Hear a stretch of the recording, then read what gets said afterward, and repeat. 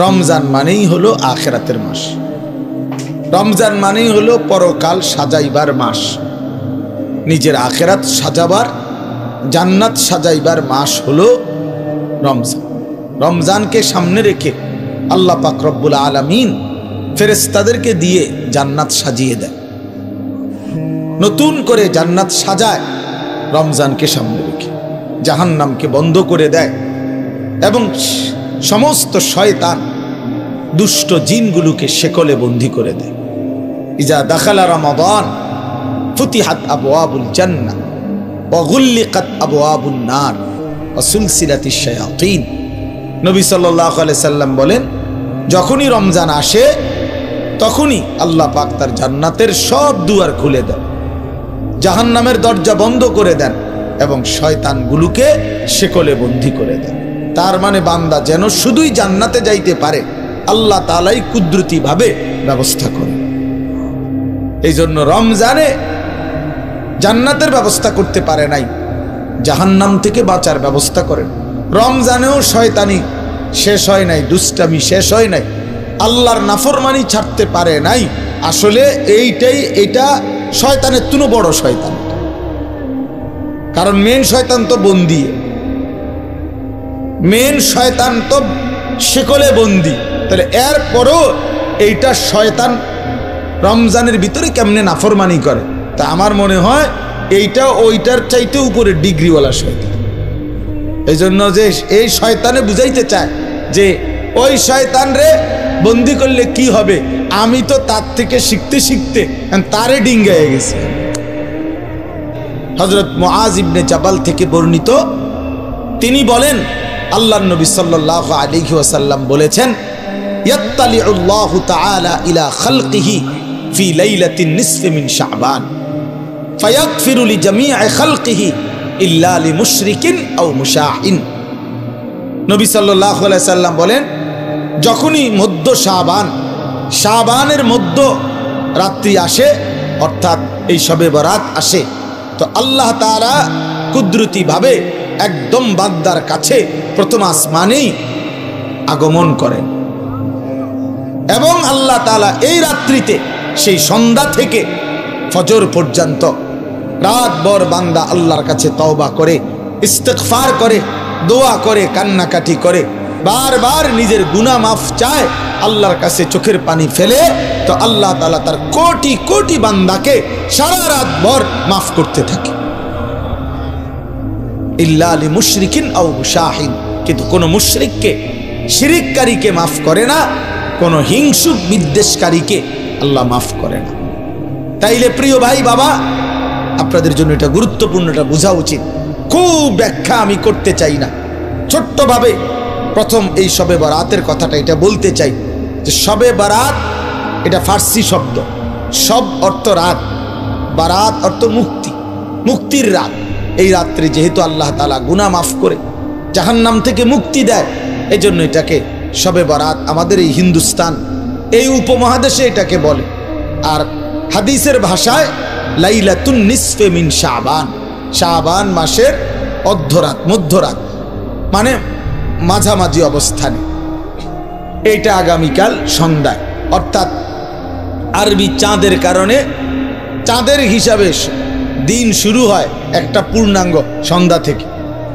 ইংরেজিতে যেমন রাত্র 12টার পরে AM শুরু হয়, মানে দিন শুরু হয় পরের দিনের, কিন্তু আপনার আরবিতে সন্ধ্যা থেকে শুরু হয়। সূর্য ডুবলেই নতুন দিন শুরু হয়, নতুন তারিখ শুরু হয়। তো আগামীকাল, আজকে তো সন্ধ্যা থেকে 14 তারিখ, তো আগামীকাল যখন সূর্য ডুববে তখনই 15 তারিখ, তখনই 15 তারিখ। তো এই পরের দিনের সূর্য ডুবা পর্যন্ত এই 15 তারিখ, এটাই লাইলাতুন নিসফে মিন শাবান, এটাই শবে বরাত। তাহলে এই শবে বরাত রাসূলুল্লাহ সাল্লাল্লাহু আলাইহি ওয়াসাল্লামের হাদিস দ্বারা প্রমাণিত যে রাসূলুল্লাহ সাল্লাল্লাহু আলাইহি ওয়াসাল্লাম এটার ফজিলত বলছেন যে আল্লাহ তাআলা এই রাত্রে অগণিত বান্দাকে, তওবাকারী, ইস্তিগফারকারীকে আল্লাহ মাফ করে থাকেন। অতএব এটা প্রমাণিত। এখন প্রশ্ন হইল আমাদের করণীয় কি? আমি সংক্ষেপে শুধু এটা শেষ করতে চাই। আমাদের করণীয় কি? আমাদের করণীয় হলো এই রাত্রি জেগে ইবাদত করা, ইহয়াউল লাইল, রাত্রিটাকে জীবিত করা ইবাদতের মাধ্যমে। কিয়ামুল লাইল, রাত্রিটাকে দাঁড়িয়ে অর্থাৎ আল্লাহর ইবাদতের মাধ্যমে কাটান, এটাই মূল মাকসাদ। হাদিসের বক্তব্যে এটাই বক্তব্য যে রাত্রি জেগে ইবাদত করো। নবী সাল্লাল্লাহু আলাইহি ওয়াসাল্লাম বলছেন, কুমু লাইলাহা ওয়া সুমু ইয়াওমাহা, তোমরা রাত্রি জাগো আর দিনের বেলা রোজা রাখো। তাহলে আমাদের দুইটাই কাজ, একটা হলো রাত্রি জেগে ইবাদত করা, পরের দিন রোজা রাখা। অর্থাৎ আগামীকাল শুক্রবার দিবাগত রাত আপনি আল্লাহর ইবাদত করবেন, শনিবার শুক্রবারে সেহরি খেয়ে শনিবার দিন রোজা রাখবেন, খালাস, এটাই। তাহলে আল্লাহ তাআলা শবে বরাত আমাদের জন্য দিয়েছেন, রাসূলুল্লাহ সাল্লাল্লাহু আলাইহি ওয়াসাল্লাম শুনিয়েছেন ইবাদত করতে, ইবাদতের রাত, ইবাদতের রাত। আর নফল ইবাদতের ক্ষেত্রে বান্দার কাছে কোরআন সুন্নাহর এটাই বক্তব্য, এটা কোনো ফরজ ইবাদত না, এটা ওয়াজিব ইবাদত না, এটা নফল ইবাদত। শবে বরাত কি ইবাদত বলেন? সবাই বলেন কি ইবাদত? আর নফল ইবাদতের মধ্যে একাকিত্ব, এটাই কাম্য, এটাই কোরআন সুন্নাহর ভাষ্য, যে একাকী, প্রত্যেকেই মুস্তাকিল নফল ইবাদত নিজের মতো করে নিজের জন্য করবে, নিজের জন্য করবে। আমি আর আপনি সমান না। আমি আমার বয়স হিসাবে আমি 40 রাকাত নামাজ পড়তে পারবো, আপনি পারবেন 20 রাকাত, আরেকজনে 100 রাকাত নফল পড়তে পারবে সে ইচ্ছা করলে। সে তার বয়স মাত্র 20 বছর, তারেও আপনি দিলেন 12 রাকাত, 80 বছরের বুড়া মিয়ারেও দিলেন 12 রাকাত। তো এটা ইনসাফ হলো না, এটা তো নফল হলো না, এটা তো বাধ্যতামূলক করে দিলেন, এটা তো বাধ্যতামূলক করে দিলেন।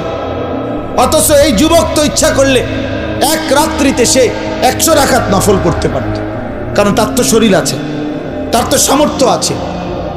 আমরা কিতাবে পড়ছি, আবু ইসহাক আস-সাবিঈ এক বড় বুজুর্গ ছিলেন, উনি বলছিলেন, যুবক যৌবন কালে এমন হাজারো রাত, শত শত রাত আমার জীবন থেকে গিয়েছে, যেই রাত্রিগুলোতে আমি এক রাকাতে পুরা সূরা বাকারা 3.5 পারার মতো পুরাটা তেলাওয়াত করে ফেলছি। আমরা মুসলমান, মুসলমানের 10 বছরের বাচ্চাও দামি, মুসলমানের 6 বছরের বাচ্চাও দামি, মুসলমানের 60 বছরের বুড়া মানুষও দামি, মুসলমানের 1 সেকেন্ড দামি, মুসলমানের 1 মুহূর্ত দামি। আমার প্রতি মিনিটের হিসাব হয়, আমার প্রতি মুহূর্তের হিসাব হয়, আমার প্রতিটা নিঃশ্বাসের হিসাব হয়। তাহলে আমার আবার অবসর কোথায়? আমার আবার ছুটি কোথায়? আজকে আমার মাদ্রাসা বন্ধ হয়েছে, আমি লম্বা বয়ান করছি ছাত্রদেরকে, 450 ছেলে ছুটি দিছি সকালবেলা। তা আমি এটা বলছি, বাবা আমাদের কোনো ছুটি নাই, জিসকি সবক ইয়াদ হই উসকি ছুটি না মিলি। আমাদের বুজুর্গরা এটা বলে, যারা আখিরাতের সবক মুখস্থ হইছে, যে কলিজার মধ্যে এটা মুখস্থ হইছে যে আমারে মরতে হবে, আমারে জান্নাতে যাইতে হবে, আমারে কবরের আযাব থেকে মুক্তি পেতে হবে, জাহান্নামের আযাব থেকে মুক্তি পেতে হবে, তার আবার ছুটি কিসে? আমি ছুটি কাটাইলে হবে না, আমারে বাড়িতে থাকলেও ফজরের নামাজ পড়তে হবে, মাদ্রাসায় থাকলেও পড়তে হবে, বাজারে থাকলেও পড়তে হবে, বিমানে থাকলেও পড়তে হবে। আমার আবার ছুটি কি?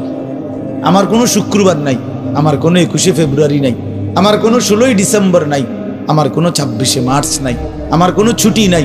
আমার প্রতিদিনই ডিউটি, আমার নামাজ প্রতিদিনই, আমি হালাল পথে চলতে হবে প্রতিদিনই, আমার চরিত্র হেফাজত করতে হবে প্রতিদিনই, কারণ আমার কলিজার মধ্যে এটা বুঝে আইছে যে আমার আখিরাত আছে, আমার পরকাল আছে, আমাকে মরতেই হবে।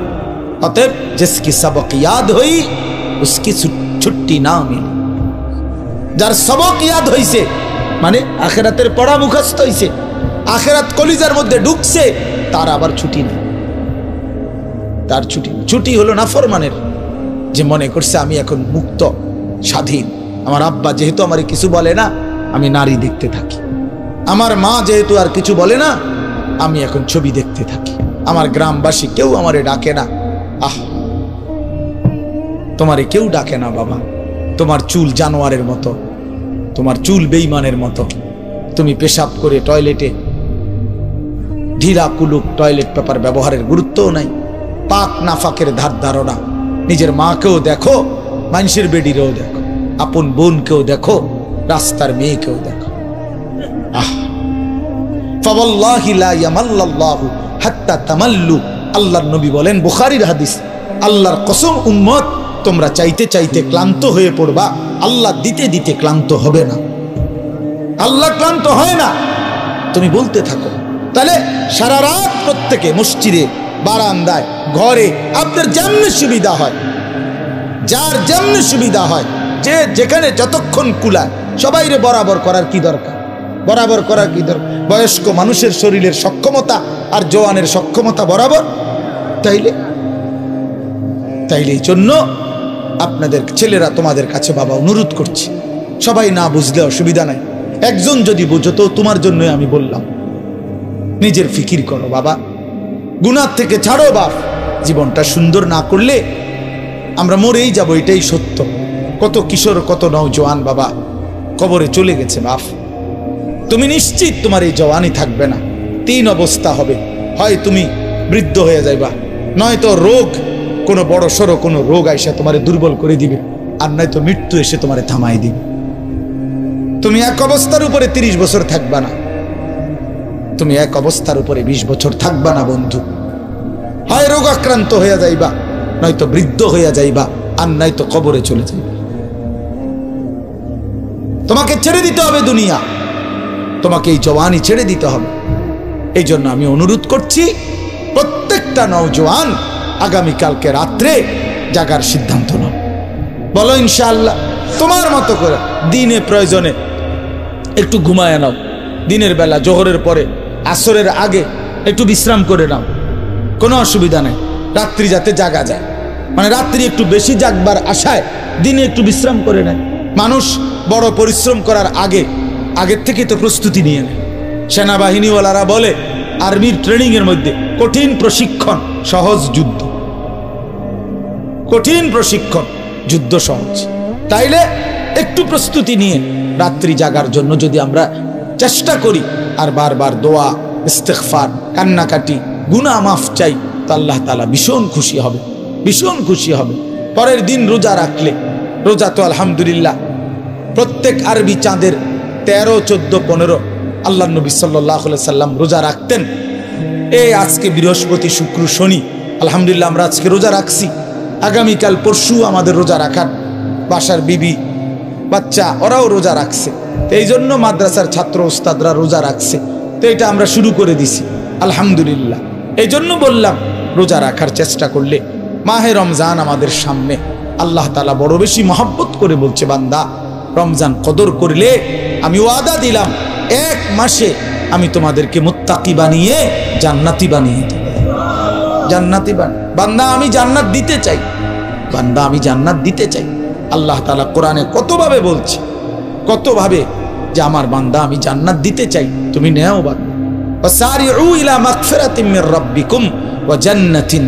আল্লাহ বলে, আমার বান্দা জলদি আসো, আমার থেকে মাগফিরাত নাও এবং আমার জান্নাত নাও।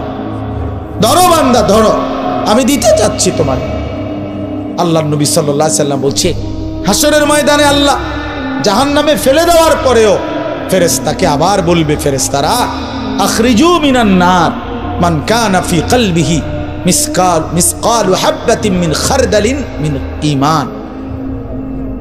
আল্লাহ বলবে, ফেরেশতারা এই যে জাহান্নামে যাদেরকে ফেলছো, ওদের ভিতরে আবার তালাশ করো, যদি আমার এমন একজন বান্দাও পাও যার দিলের মধ্যে 1 বিন্দু সরিষার দানা পরিমাণ ঈমান বাকি আছে, তো তাকেও জাহান্নাম থেকে তুলে আমার জান্নাতে দিয়ে দিন। কি পরিমাণ আল্লাহ পাক জান্নাত দিতে চান।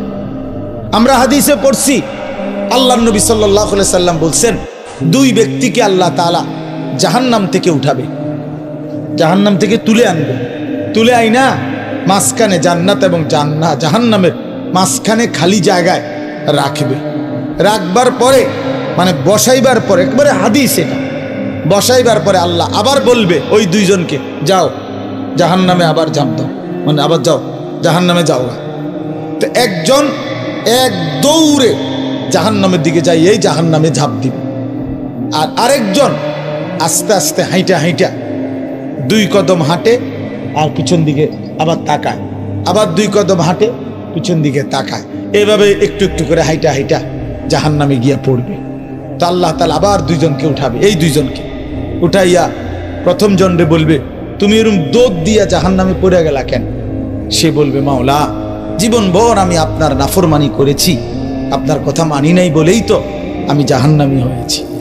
আজ যখন আপনি আমারে জাহান্নাম থেকে তুলে ওই মাঝামাঝি জায়গাতে রাখছেন, রাইকা আবার যখন কইছেন জাহান্নামে যাইতে, পড়তে, লাফ দিতে, তো এটাও তো আপনার একটা হুকুম।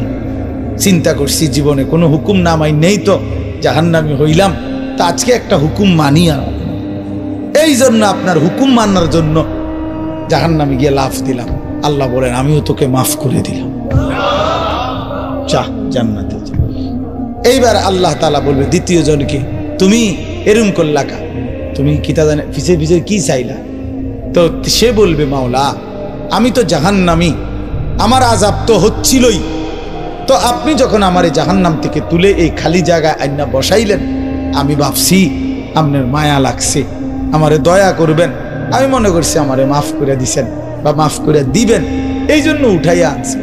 এখন আবার যখন আমারে জাহান্নামেই পড়তে কইছেন, যেন আমি একটু একটু আগাইয়া পিছন দিকে চাই, আপনি কোনো ডাক দেননি, আমরে